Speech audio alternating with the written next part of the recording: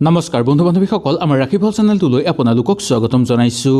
2024 চনত পাঁচ ৰাশিৰ হ'ব পাৰে বিপদ কিছু ক্ষেত্ৰত তেওঁলোকৰ অসুবিধা আহি পৰিব কৰ্মক্ষেত্ৰতেই হওক বা মানসিক ক্ষেত্ৰতেই হওক মানসিক চাপ বৃদ্ধি পোৱাৰ উপৰিও তেওঁলোকৰ আৰ্থিক সমস্যাই দেখা দিব পাৰে তেওঁলোকৰ গ্ৰহ নক্ষত্ৰৰ বিশেষ পৰিৱৰ্তনৰ ফলত এই যুগ দেখিবলৈ পোৱা যাব ইয়াৰ প্ৰতিকাৰৰ কাৰণে আপোনালোকে সৰু কাম এটা কৰিব পাৰে এই কাম আপোনালোকে ঘৰতে অতি সহজতে কৰিব পাৰিব এই কাম কৰাৰ ফলত আপোনালোকৰ সকলো সমস্যা দূৰ হৈ পৰাৰ উপৰিও আপোনালোকৰ ভাল যুগ নামি আহিবলৈ ধৰিব সকলো ক্ষেত্ৰতে আপোনালোকে সফলতা লাভ কৰিবলৈ সক্ষম হ'ব যদি আপোনালোকে এই কাম নকৰে তেনেহলে আপোনালোকৰ বিপদ আহিব পাৰে বা আপোনালোকৰ সমস্যাই আগৰি ধৰিব পাৰে সকলো ক্ষেত্ৰৰ পৰা আপোনালোকৰ কাম ৰৈ যাব সকলো দিশৰ পৰা আপোনালোকৰ হোৱা কামো ৰৈ যাব আৰু সকলো ক্ষেত্ৰতে আপোনালোকে বিফল হ'বলগীয়া হ'ব পাৰে সেই কাৰণে এই পাঁচ ৰাশিয়ে কিছু সাৱধানেৰে এই বছৰটো অতিবাহিত কৰিবলগীয়া হ'ব পাৰে আহক তেনেহলে জানলওঁ কোন পাঁচ ৰাশিৰ ভাগ্য কিছু পৰিমাণে বেয়া হৈ পৰিব 2024 চনত ভিডিঅ'টো ভাল লাগিলে লাইক এটা কৰি আমাৰ মনোবল বঢ়াব আৰু আপোনালোকৰ বন্ধুবৰ্গৰ লগত শ্বেয়াৰ কৰি তেওঁলোককো উপকৃত কৰিব এক নম্বৰটো হ'ল বৃষ ৰাশি জাতক জাতিকাসকলৰ শুক্লৰ অধিপতি হৈ থাকিব আৰু ৰাশি ষষ্ঠীৰ পতিত থাকিব ইয়াৰ ফলত আপোনালোকৰ ধন লাভৰ যোগ আছে যদিও অবান্তিক খৰচৰ মাত্ৰা হঠাৎ বৃদ্ধি পাব পাৰে ক'ৰবাত নহয় ক'ৰবাত আপোনালোকৰ ধন হানি হ'ব পাৰে স্বাস্থ্যৰ প্ৰতিও আপোনালোকে কিছু সজাগ হৈ চলিব লাগিব ভ্ৰমণৰ ক্ষেত্ৰতো কিছু সজাগ হৈ আপোনালোকে চলিলে আপোনালোকৰ মংগল হ'ব বিশেষকৈ দূৰ ভ্ৰমণৰ ক্ষেত্ৰত বা বিদেশ ভ্ৰমণৰ ক্ষেত্ৰত কিছু সজাগ হৈ আপোনালোকে চলিব লাগিব যদি নচলে তেনেহলে আপোনালোকৰ অধিক অৰ্থ ব্যয়ৰ পৰিমাণ বৃদ্ধি পোৱাৰ উপৰিও আপোনালোকৰ বহু ক্ষতি হোৱাৰ সম্ভাৱনা দেখিবলৈ পোৱা যায় কিন্তু দাম্পত্যৰ ক্ষেত্ৰত আপোনালোকৰ শুভ দেখিবলৈ পোৱা যায় বন্ধুবৰ্গৰ লগতো সময় অতিবাহিত কৰি আনন্দিত অনুভৱ কৰিব ব্যৱসায়িক বাণিজ্যৰ ক্ষেত্ৰত ধন লাভ হ'ব কিন্তু জমা কৰিবলৈ কিছু কষ্ট হ'ব পাৰে সেইকাৰণে কিছু ক্ষেত্ৰত আপোনালোকে সাৱধানতা অৱলম্বন কৰি চলিবলৈ চেষ্টা কৰিব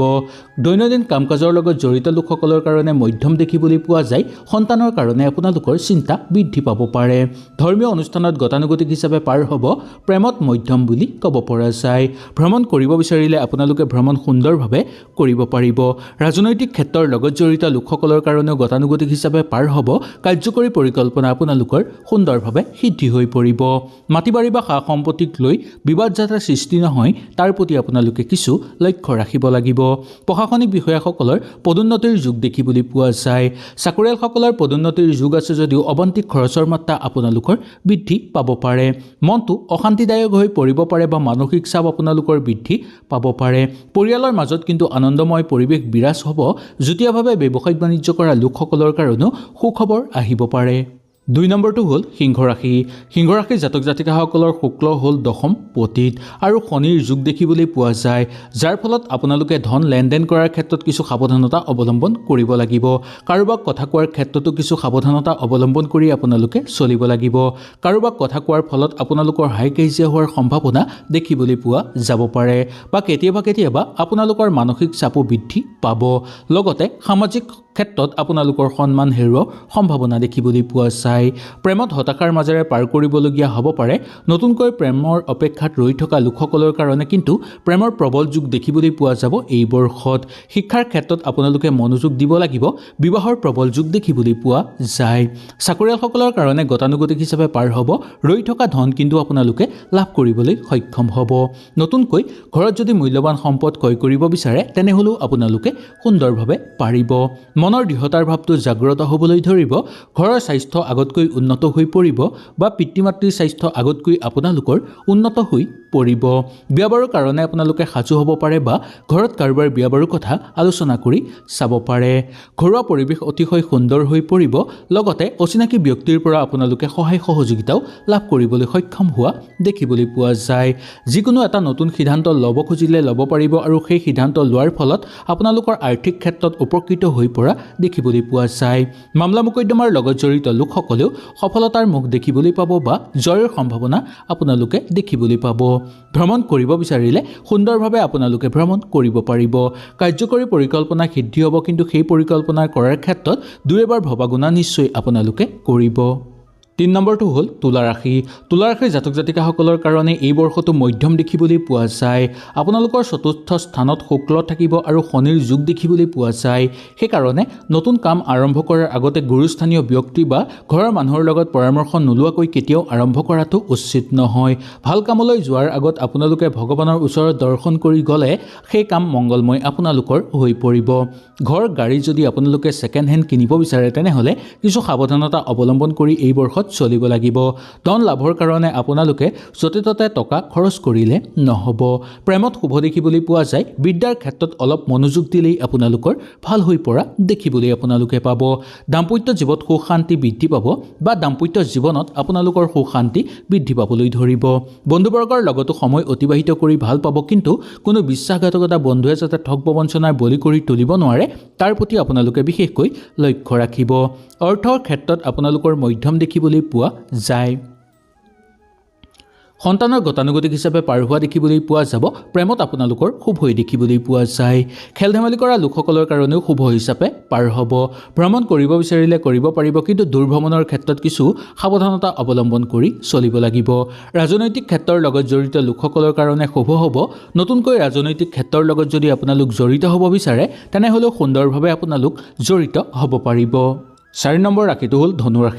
ধনুৰাশিৰ জাতক জাতিকাসকলৰ কাৰণে এই বৰ্ষটো আপোনালোকৰ শুভ বুলি ক'ব পৰা যায় কিন্তু কিছুমান ক্ষেত্ৰত আপোনালোকে সাৱধানতা অৱলম্বন কৰি চলিব লাগিব শত্ৰুৰ পৰাক্ৰম বৃদ্ধি পাব পাৰে বা কোনো গোপন শত্ৰুৱে আপোনাক ক্ষতি কৰিবলৈ চেষ্টা কৰিব পাৰে সেইকাৰণে যিমান পাৰে শত্ৰুৰ পৰা দূৰত্ব বজাই ৰাখিবলৈ চেষ্টা কৰক চাকৰিয়ালসকলৰ কাৰণে স্থান পৰিৱৰ্তন ঘটিব পাৰে শত্ৰুৰ পৰাক্ৰম বৃদ্ধি আপোনালোকৰ পাব আনক সহায় কৰিবলৈ গৈ যাতে বিপদৰ সন্মুখীন হ'বলগীয়া নহয় তাৰ প্ৰতি আপোনালোকে লক্ষ্য ৰাখিব নিবনুৱা সমস্যা কিছু পৰিমাণে পাতল হৈ পৰিব বিয়া বাৰুৰ কথা আলোচনা কৰি চাব বিচাৰিলে আপোনালোকে সুন্দৰভাৱে চাব পাৰিব বা ঘৰত কাৰোবাৰ বিয়া বাৰুৰ কথা আলোচনা কৰি আপোনালোকে চাব পাৰে দাম্পত্য জীৱন মধ্যম হিচাপে পাৰ হ'ব দাম্পত্য জীৱনত যাতে তৃতীয় পক্ষৰ প্ৰৱেশ নহয় তাৰ প্ৰতি আপোনালোকে বিশেষকৈ লক্ষ্য ৰখাটো উচিত সন্তানৰ শুভ দেখিবলৈ পোৱা যায় ধৰ্মীয় অনুষ্ঠানত যোগদান কৰি আনন্দিত অনুভৱ কৰিব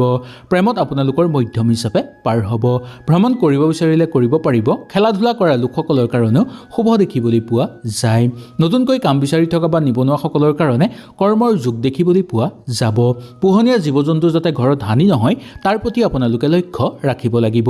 মাটি বাৰী বা সা সম্পত্তি লাভৰ যোগ দেখিবলৈ পোৱা যায় বা পৈতৃক সম্পত্তি লাভৰ প্ৰবল যোগ দেখিবলৈ আপোনালোকে পাব ঘৰুৱা পৰিৱেশত অকণমান চকু ৰাখিবলৈ চেষ্টা কৰিব কোনো লোকে যাতে আহি ঘৰুৱা পৰিৱেশ বিনষ্ট কৰিব নোৱাৰে তাৰ প্ৰতি আপোনালোকে লক্ষ্য ৰাখিব লাগিব আত্মীয়ৰ লগত থাকোঁতে আন্তৰিকতাৰ মাজেৰে থাকিব পাৰিব আৰু তেওঁলোকৰ মাজত থাকোঁতে আপোনালোকৰ সন্মানো বৃদ্ধি পাবলৈ ধৰিব নিবনুৱা সমস্যা কিছু পৰিমাণে দূৰ হ'বলৈ ধৰিব যুটীয়াভাৱে ব্যৱসায়িক বাণিজ্য কৰা লোকসকলৰ কাৰণেও শুভ দেখিবলৈ পোৱা যায় ঠিকা ঢুকলি কৰা লোকসকলে কিছু চকু ৰাখিবলৈ আপোনালোকে কৰ্মক্ষেত্ৰত অলপ চাব লাগিব শিল্পী সাংস্কৃতিক জগতৰ লগত জড়িত লোকসকলে লাভ বৃদ্ধি কৰিব পাৰিব এই বৰ্ষত মামলা মোকদ্দমাৰ লগত জড়িত লোকসকলৰ কাৰণেও মংগলময় বুলি ক'ব পৰা যায় 5 নম্বৰটো মীন ৰাশি জাতক জাতিকাসকলৰ কাৰণে বছৰটো মধ্যম হিচাপে পাৰ হ'ব বিদ্যাৰ ক্ষেত্ৰত কিছু মনোযোগ দিব লাগিব ওচৰ চুবুৰীয়াৰ লগত সৰু সুৰা কথা যাতে তৰ্ক বিতৰ্কৰ মাজত লিপ্ত হৈ নপৰে তাৰো প্ৰতি আপোনালোকে লক্ষ্য ৰাখিব লাগিব প্ৰেমত গতানুগতিক হিচাপে পাৰ হ'ব ধৰ্মীয় ক্ষেত্ৰতো শুভ দেখিবলৈ পোৱা যায় আপোনালোকৰ ধন লাভৰো প্ৰবল যোগ দেখিবলৈ পোৱা যাব পাৰে কিছু ক্ষেত্ৰত ৰৈ থকা ধন আপোনালোকে লাভ কৰিবলৈ সক্ষম হ'ব বিবাহৰ কাৰণে আপোনালোকে ৰৈ থকা যদি আছে তেনেহ'লে সেই বিবাহ সম্পূৰ্ণ হৈ পৰা দেখিবলৈ পোৱা যাব ইয়াৰ পিছত ক'ব লাগিব যে ভাগ্যই কিছু ক্ষেত্ৰত আপোনালোকক সহায় সহযোগিতাও কৰিব সকলো কামতে কোনো লোকে নহয় কোনো লোকে সহায় সহযোগিতা কৰিব সত্যৰ দিশত যদি আপোনালোকে থাকে তেনেহ'লে সফলতা নিশ্চয় লাভ কৰিব পাৰিব নিবনুৱাসকলৰ কাৰণে আশাৰ বতৰা লৈ আহিব দূৰ সম্পৰ্কীয় কোনো লোকে ভাল খবৰ এটা দিব পাৰে আপোনালোকক প্ৰেমৰ কাৰণে এই সময়খিনি বা এই বছৰটো আপোনালোকৰ মধ্যম হিচাপে পাৰ হোৱা দেখিবলৈ পাব পৰিয়ালৰ মাজত সুসন্মান বৃদ্ধি পাবলৈ ধৰিব কোনো ফালৰ পৰা প্ৰচুৰ পৰিমাণে অৰ্থ লাভ হ'ব আপোনালোকৰ বা অৰ্থ লাভৰ বাট আপোনালোকে বিচাৰি পাব হয়তো এই ভিডিঅ'টোৰ যোগেদি আপোনালোকে সুন্দৰভাৱে বুজি পালে যদি কিবা অসুবিধা পালে নিশ্চয় মোক তলত কমেণ্ট কৰি জনাব ইয়াৰ পিছৰ ভিডিঅ'টোতে মই আপোনালোকৰ কাৰণে লৈ আহিবলৈ চেষ্টা কৰিম আপোনালোকৰ ৰাশিটো হৈ এটা ভিডিঅ' তেনেহ'লে আজিলৈ আপোনালোকৰ ওচৰৰ পৰা বিদায় লৈছোঁ নমস্কাৰ